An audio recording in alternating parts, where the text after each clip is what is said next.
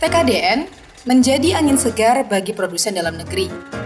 TKDN memberikan senjata bagi para produsen untuk semakin memasarkan produk mereka untuk Indonesia demi Indonesia.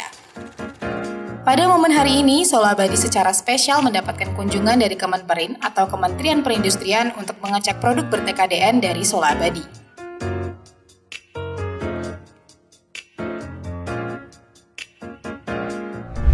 Halo Sobat Solid, hari ini kita kedatangan tamu spesial dari jajaran tim P3DN Kementerian Perindustrian atau Kemenperin.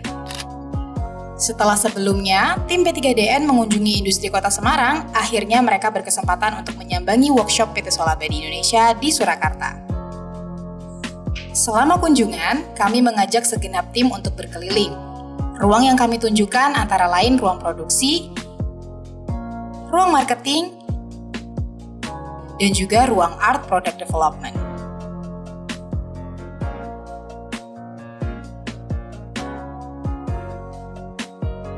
Nama saya Desi, saya perwakilan dari pusat P3DN, dari tim pengawasan dan pengendalian. Saya Sondi Kamesworo, biasa dipanggil Sondi. Sama di P3DN, saya dan Mbak Desi ini satu tim, kita di bagian wasda. TKDN itu singkatannya tingkat komponen dalam negeri ya Mbak. Jadi kita itu kalau boleh cerita sedikit, pusat P3DN sebagai unit satker yang ada di Kementerian Perindustrian itu yang mengeluarkan sertifikat TKDN itu ada dari tahun 2019.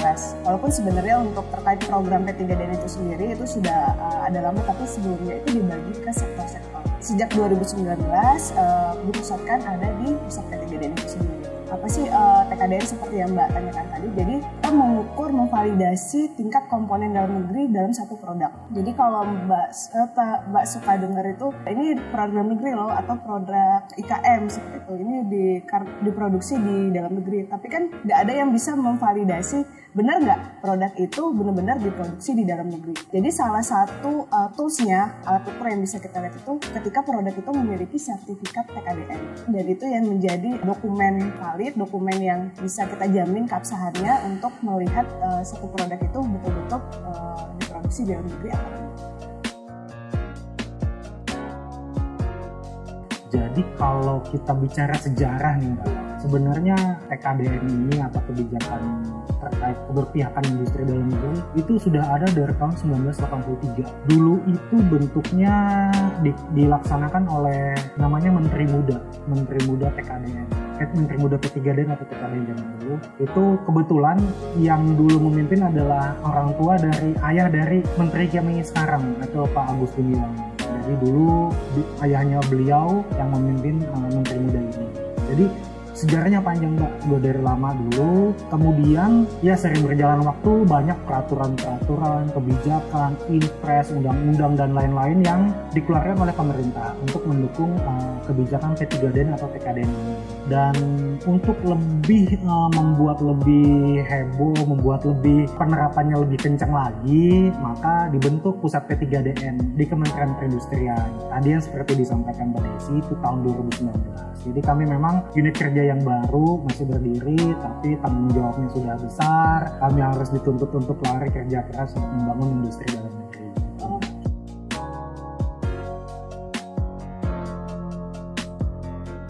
Jadi TKDN itu Mbak diberikan tidak ada batasan produknya. Semua itu nggak hanya alat kesehatan, jadi semua produk itu mempunyai kesempatan yang sama untuk memiliki sertifikat TKDN. Begitu juga dengan alat kesehatan. Alat kesehatan untuk alat kesehatan sendiri baru tahun ini ya Mas, 2022 ada Permenperin baru terkait penghitungan TKDN-nya nomor 32 tahun 2022. Jadi untuk seperti yang Mbak tanyakan tadi, selain alat kesehatan atau alat kesehatan punya kesempatannya sama atau enggak, semua produk punya kesempatannya sama untuk mendapatkan sertifikat.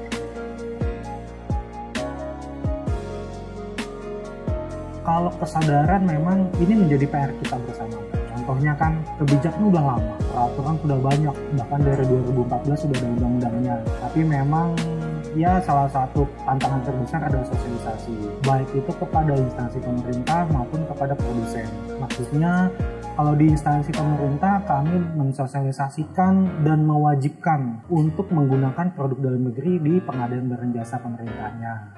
Kemudian untuk produsen kami melakukan fasilitasi, pembiayaan, kami melakukan BIMTEK dan pelatihan supaya lebih banyak produsen-produsen lokal kita yang memiliki sertifikat TKDN. Jadi kan kuncinya tadi tuh seperti Mbak Desi bilang ada sertifikat TKDN. Produk lokal sih banyak, tapi yang membedakan di kebijakan ini adalah adanya sertifikat TKDN. Maka PR kami adalah memperbanyak lagi produk-produk yang punya TKDN supaya pilihan dari instansi pemerintah itu bisa lebih banyak membeli produk dalam negeri. Seperti itu Mbak.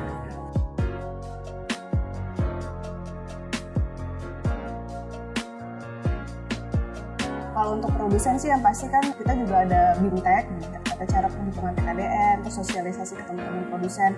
Apa sih manfaatnya kalau teman-teman produsen itu punya sertifikat TKDN? Tadi yang seperti udah dijelaskan sama Mas Sony, jadi di pemerintah tuh sekarang tuh belanja kita itu Mbak wajib belanja menggunakan APBN itu wajib membeli produk yang punya sertifikat TKDN.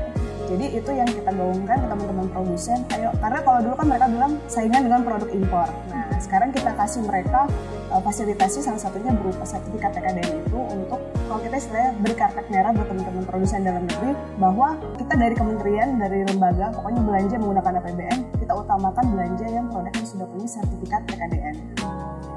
Mungkin mau menambahkan sedikit, kami baru dilakukan tahun lalu tapi akan kami lakukan secara berkala. Itu ada namanya business matching kan? Business matching belanja produk dalam negeri. Jadi tahun lalu di 2020 tahun ini Mbak, tahun ini 2022 itu kami mengundang seluruh instansi pemerintah baik dari Kementerian Pusat, pemerintah daerah maupun BUMN dan BUMD.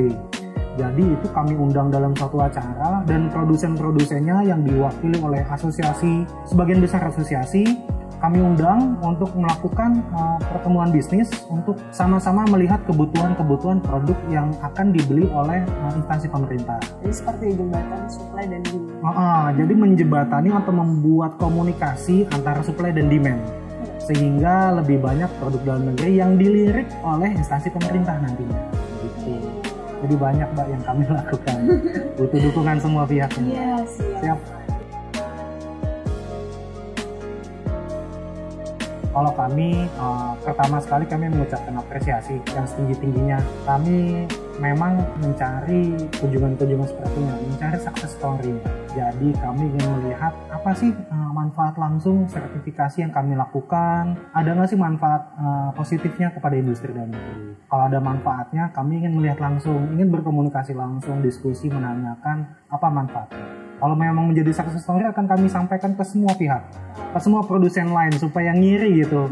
Ada loh produsen, ada industri lokal yang mendapatkan manfaat yang sangat besar dengan sertifikat TKDN ini. Jadi kami mengucapkan terima kasih sekali dengan semangatnya teman-teman dari Solo Abadi untuk memiliki sertifikat TKDN dan berpartisipasi di pengadaan. Silakan ditambahkan Mbak Desi. Tadi udah diborong sama saya. Kalau saya juga sama Mbak, mungkin terima kasih buat teman-teman Solo Abadi untuk waktu dan kesempatannya. Kami boleh dikasih lihat gimana cara kerja teman-teman di sini, karena jujur setelah kami melakukan sertifikat itu kadang kami nggak tahu ini benar nggak ya mereka melakukan produksinya. Seperti kalau sekarang kita bilangnya kan kegiatannya audit konsistensi. Jadi kan mau lihat teman-teman di Solo Abadi ini benar nggak, konsisten nggak dia menggunakan komponen dalam negeri seperti yang ada di sertifikat TKDN-nya. Setelah kita diskusi sedikit dengan teman-teman dari Solo Abadi, ada kesulitan nih. Jadi ketika banyak pengadaan di pemerintah, ternyata komponen yang disuplai itu nggak bisa cocok dengan kapasitas produksinya mereka gitu. Jadi hal seperti itu kan kami juga tahu, oh mungkin produsen tier keduanya perlu ada yang ditambah atau apa. Nah seperti yang dibilang Mas Sony tadi, kayak nanti kita kan kegiatan berikutnya ada lagi business matching. Jadi kami bisa lihat nih, ternyata untuk produk-produk yang banyak dibeli pemerintah, untuk tier 2-nya kita kekurangan nih untuk produsen yang misalnya untuk produk apa. Nah di situ, kunjungan seperti ini tuh kami bisa dengar langsung dari teman-teman produsen, khususnya yang sudah punya sertifikat TKDN, apa sih kesulitannya ketika mereka sudah punya sertifikat dan ikut pengadaan di pemerintah, ternyata kesulitannya tuh ada di bagian apa. Ya, tadi misalnya untuk suppliernya di tier 2 kami kesulitan Bu. Jadi hal-hal seperti itu yang ingin kami dapatkan langsung dari teman-teman produsen yang kami kunjungi. Itu mungkin untuk yang seriusnya. Kalau yang ininya Mbak bercanda tadi, ininya banyak sih. Ketika main ke Solo tadi kami lihat narsis. Narsisnya banyak gini ya. Tapi kami ini sih Mbak, maksudnya agak sedikit ternyata produsen yang ini produknya ini ya benar-benar heterogen banget gitu. Jadi dari produk alat kesehatan, terus manufaktur, terus ternyata ada artnya juga ya sendiri gitu. Jujur kalau saya sendiri sih selama kunjungan ke industri baru kali ini ketemu produsen yang bukan produknya itu cukup iya gitu. Jadi kami cukup ini sih cukup ternyata produsen itu nggak hanya memproduksi itu kayak cuma A aja gitu. Jadi itu pengalaman buat kami sih dari Kementerian Perindustrian. Siap. Terima kasih banyak. Terima kasih. Dari juga Pak Sony. Ini bincang-bincangnya juga kita bakal upload nanti. Misalnya kalau misal berkenan nanti juga kita kirimkan gitu. Terima kasih. Terima kasih Mbak. Terima kasih atas waktunya. Salam sehat, sobat solid. Dadah.